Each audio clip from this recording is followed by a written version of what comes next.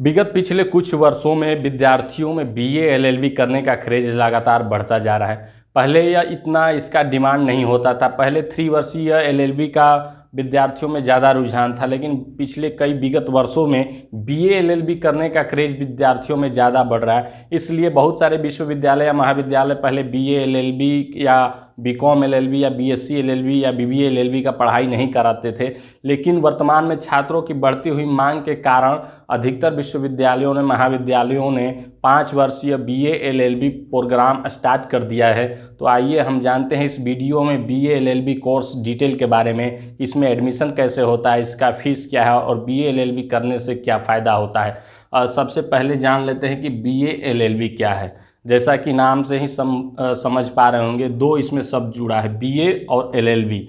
BA का भी इसमें डिग्री मिलेगा और एलएलबी का भी डिग्री मिलेगा। सामान्यतः जो ग्रेजुएशन के बाद एलएलबी किया जाता है वो 3 वर्ष का होता है और ग्रेजुएशन 3 वर्ष का, दोनों मिला दिया जाए तो 6 वर्ष हो जाता है। लेकिन बीए एलएलबी एक साथ करने से 5 वर्ष में ही यह कंप्लीट हो जाता है, यानी 5 वर्ष में ही बीए का भी डिग्री मिल जाएगा और एलएलबी का डिग्री मिल जाएगा। तो 1 वर्ष का फ़ायदा होता है।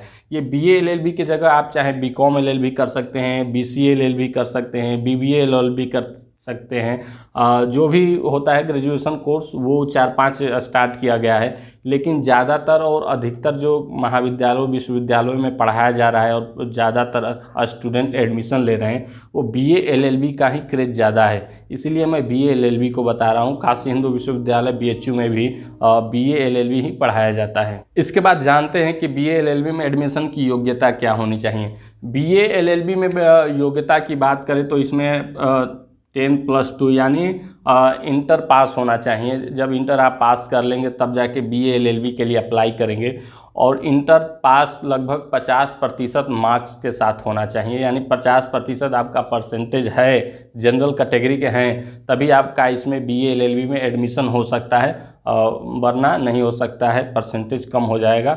और बहुत सारे विश्वविद्यालय महाविद्यालयों का अलग अलग रूल है, लेकिन सामान्यतः 50% होना चाहिए इंटर में।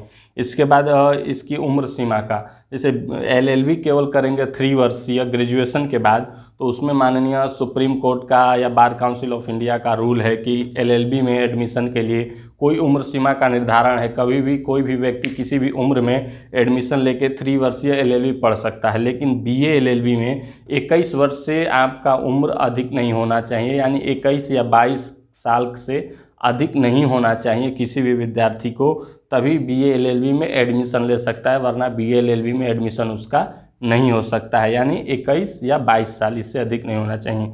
बीए एलएलबी करने के फ़ायदे क्या हैं? बीए एलएलबी करने का जो सबसे पहला और बढ़िया फ़ायदा है वह होता है 1 वर्ष का बचत हो जाता है।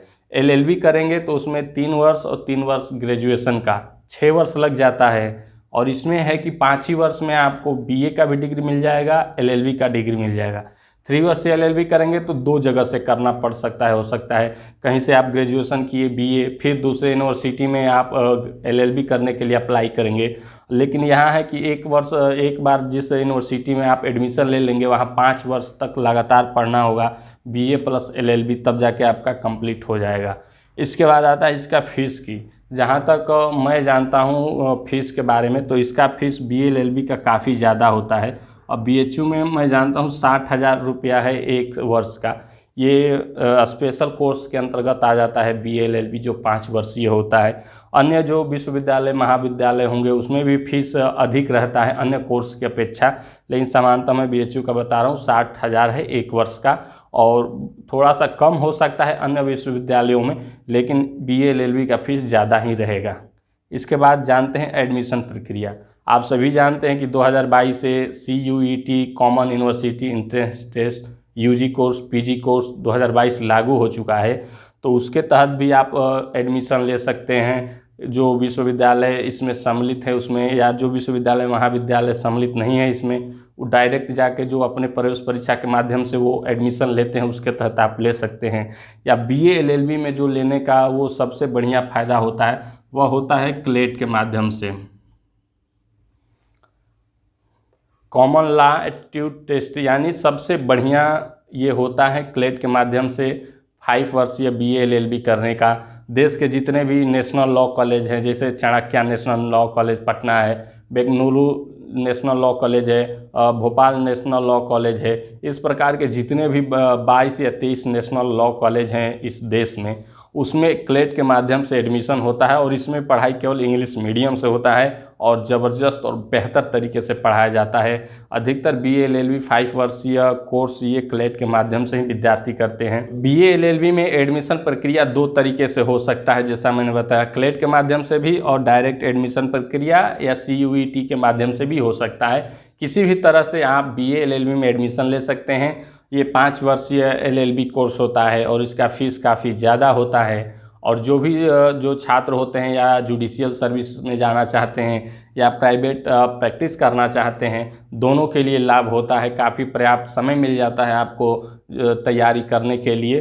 तो इस समय जितने भी विद्यार्थी आ रहे हैं लॉ के क्षेत्र में, वो BA LLB के क्षेत्र से ही आ रहे हैं, क्योंकि इसमें पढ़ाई भी बहुत अच्छा होता है और एक छात्रों में रुझान के प्रति रहता है। ऐसे तो 3 वर्षीय LLB कोई BA करके आता है तब लेता है, कोई MA करके आता है तब 3 वर्षीय LLB कर सकता है, लेकिन इंटर के बाद ही जो छात्र डिसीजन ले कि हमें लॉ के क्षेत्र में जाना है, तो उनके लिए सबसे बेस्ट है कि वो BA LLB का ही ऑप्शन चुनें।